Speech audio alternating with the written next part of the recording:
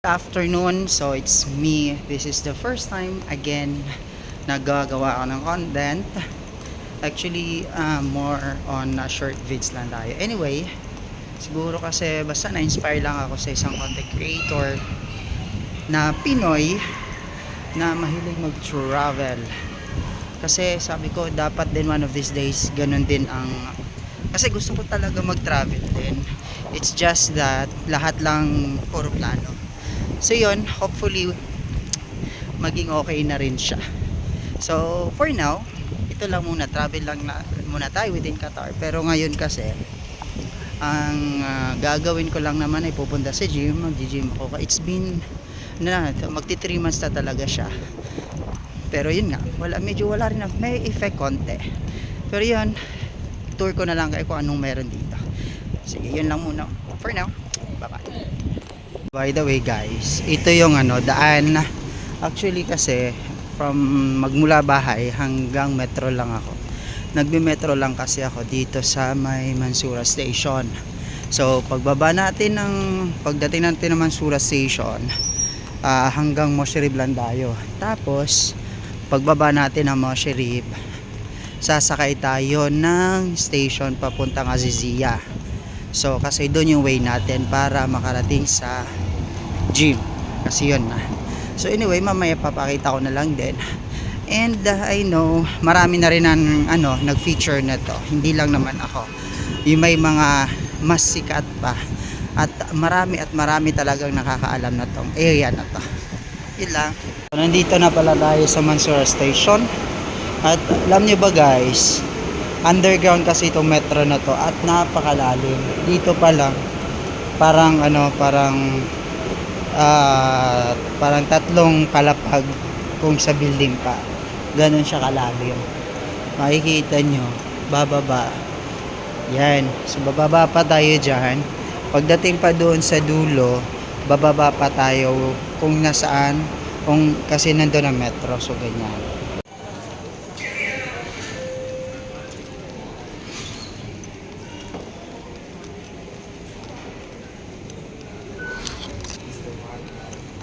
So andito na tayo guys. Bababa na kung nasaan dito kasi ang metro. So hindi pala siya pang 3rd floor I guess. Mas malalim pa doon, ganun siya kalalim. So yun, makikita natin.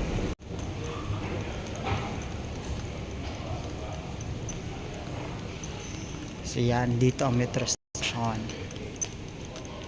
Nandito na tayo sa metro station. Ito na yung metro na papuntang Mosherib. So, nakarating na ako dito sa building. Actually, nasa mezzanine floor lang ang fitness gym na to. So, ang experience ko dito din sa elevator na to, nakakahilo. Kaya most of the time, dito lang ako dumadaan. Tawag doon?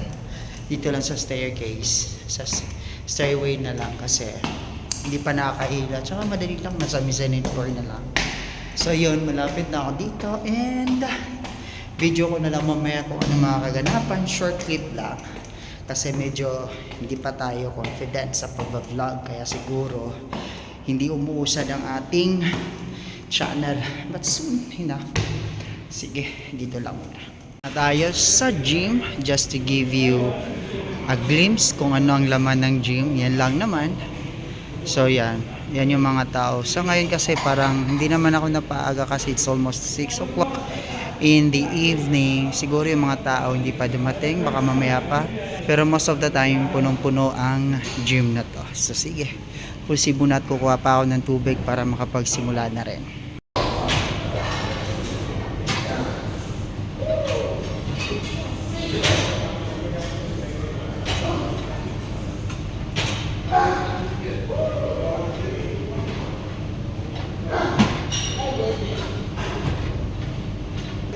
Yun nga, tapos na tayo at yan, nandito marami ng tao pero ako'y tapos na at pababa na ng building. Dito lang ulit ito sa mezzanine floor dito sa may Alsad Fitness.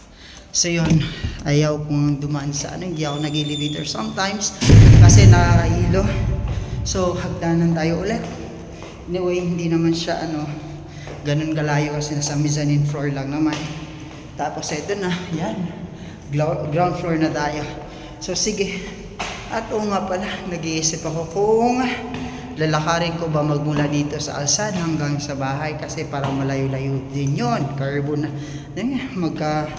ano tayo, exercise pa rin tayo. Titingnan ko na lang, it's either metro ako hanggang Mosherit tapos doon na lang ako maglalakad, or ano, lalakarin ko magmula rito. So yun, titingnan ko na lang. Sige, maya na lang. So yun na nga.